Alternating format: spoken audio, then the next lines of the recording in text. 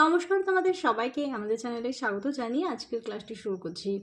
আজকে তোমাদেরকে দেখাবো ষষ্ঠ শ্রেণীর প্রথম পর্যায়ক্রমিক মূল্যায়ন 2024 সালের রায় ও মার্টিন প্রশ্ন বিচিত্রা থেকে বাংলা বিষয়ে মডেল কোশ্চেন নাম্বার যে 3 নম্বর সেটটি আছে, আজকে তারই সমাধান করে দেব।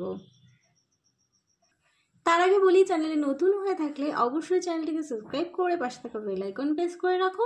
আর ভিডিওটি ভালো লাগলে অবশ্যই লাইক, কমেন্ট ও বন্ধুদের সঙ্গে শেয়ার করতে ভুলো না। চলো এবার আমরা মূল পর্বে চলে যাই। প্রথমেই দেখো, এক দাগে বলেছে সঠিক উত্তরটি বেছে নিয়ে লেখো, যে কোনো দুটি করতে হবে। একের এক দাগে বলেছে ও তো পথিক জনের ছাতা। পথিক জনের ছাতা হলো কি? উত্তর হবে অশ্বত্থ গাছ। একের দুই দাগে দেখো বলেছে শঙ্কর কোন গাছের মাথার ওপর দিয়ে শঙ্খচিলকে উড়ে যেতে দেখেছিল? উত্তর হবে নারকেল।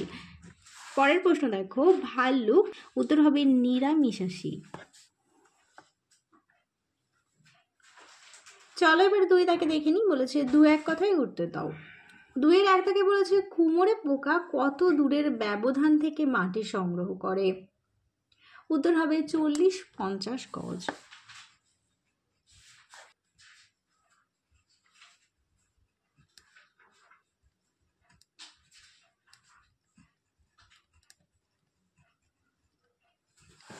দুইয়ের দুই দাগে আছে এই খোলামেলা পৃথিবীর সবচেয়ে বড় বই। এই কথা কে বলেছেন?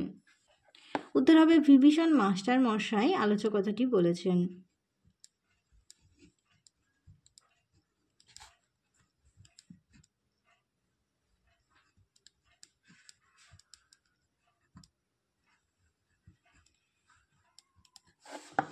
পরের প্রশ্ন দেখো, বেড়ালের মতে তিব্বতের ঠিকানা কত দূর?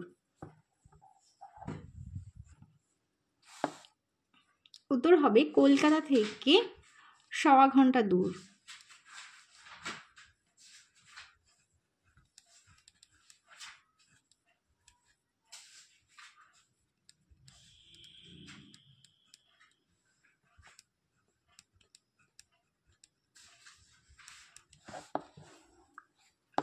এবার দেখো, একের চার দাগে বলেছে কাস্টাং সাহেবের পুরো নাম কি? উত্তর হবে রিউভেন কাস্টাং।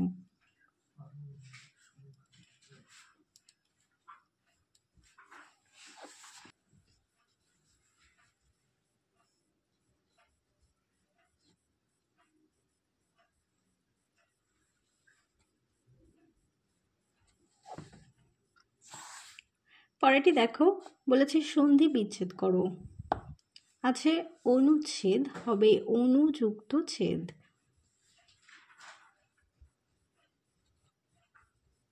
এরপরে আছে মনস্থ, হবে মনো বিসর্গযুক্ত স্থ।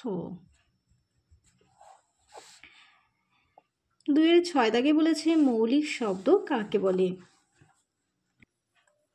দেখো, যেই সব শব্দকে আর ভাঙা যায় না অথবা শব্দটির থেকে ছোট খণ্ডে বিশেষণ করলে আর কোনো অর্থ পাওয়া সম্ভব না, সেই জাতীয় অবিভাজ্য শব্দগুলোকে সিদ্ধ শব্দ বা মৌলিক শব্দ বলে। যেমন দেখো, কালো, চোখ, পাঁচ, জল ইত্যাদি। এবার দেখো, 2-7 দাগে বলেছে বাবার 50তম জন্মদিন 7ই মে পালিত হবে। বাক্যটি থেকে সংখ্যাবাচক ও পূরণবাচক শব্দ খুঁজে নিয়ে আলাদা করে লেখো। এখানে 50তম কথাটি হলো পূরণবাচক।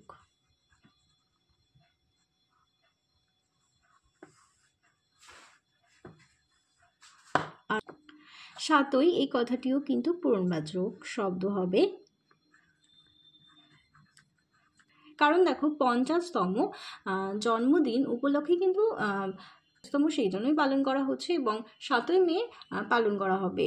তাহলে দেখো, এই যে দুটো শব্দ দ্বারা কিন্তু নির্দিষ্ট একটি সময়কে বোঝানো হচ্ছে, যেই সময়টাই পালন করা হবে, তাই দুটি হবে পূর্ণবাচক শব্দ। এরপরে দেখো, 2-8 কিছুতেই দেখা হওয়ার জো নেই। কার সঙ্গে কেন দেখা হওয়ার জো নেই? উত্তরটি হবে গেছো দাদার সঙ্গে দেখা হওয়ার জো নেই। লিখে দাও, গেছো দাদা সঙ্গে। কেন দেখা হওয়ার জো নেই? কারণ সে সবসময় এক জায়গায় থাকে না।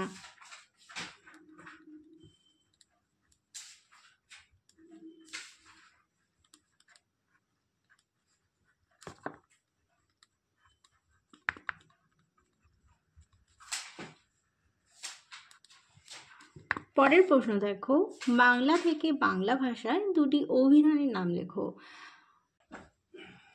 লিখতে পারো বাংলা পুঁথি, শব্দকোষ, একটি হবে বঙ্গভাষা অভিধান।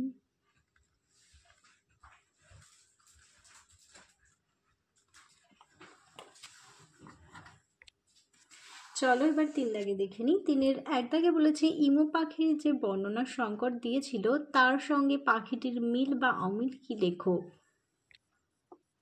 দেখো, কথা সাহিত্যিক শ্যামল গঙ্গোপাধ্যায় সেনাপতি শঙ্কর গল্পে বালক নায়ক শঙ্কর কল্প জগতের মানুষ।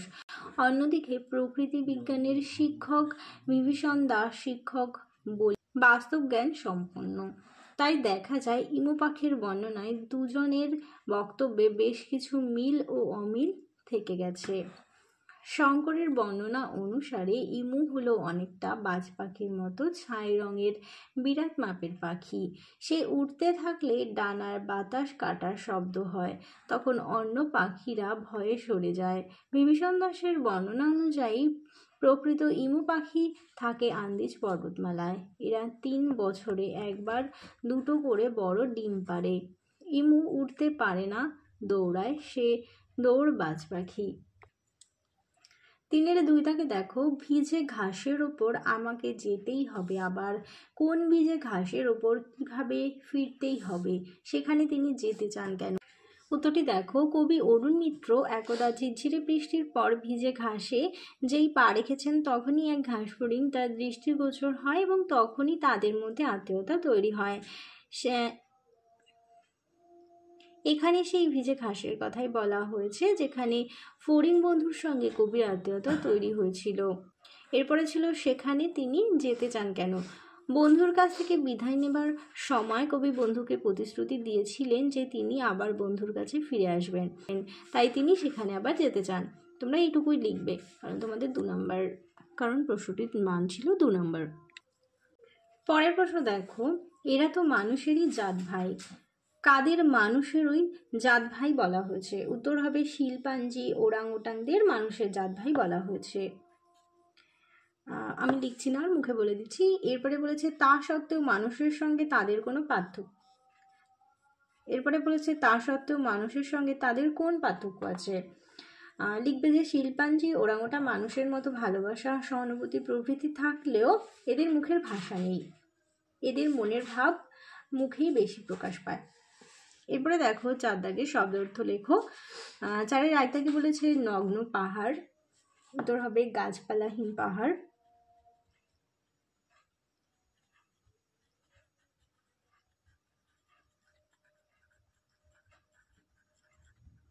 এরপরে আছে গালচে, গালচে মানে হচ্ছে কার্পেট। এরপরে আছে আদব কায়দা মানে হচ্ছে ভদ্রতার রীতিনীতি।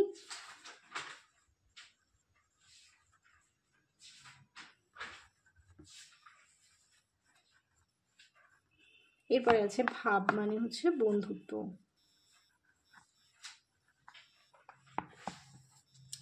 তাহলে চলো তোমাদের 3 নম্বর মডেল সেটটি সমাধান করে দিলাম। আবারও 4 নম্বর মডেল সেটটি খুব তাড়াতাড়ি সমাধান করে দেবো। চলো আজকের মতো ভিডিওটা এখানেই শেষ করছি। ভালো লাগলে অবশ্যই একটি লাইক করো। আবারও দেখা হবে পরবর্তী আরেকটি ভিডিও নিয়ে। সবাই ভালো থেকো, সুস্থ থেকো, টাটা।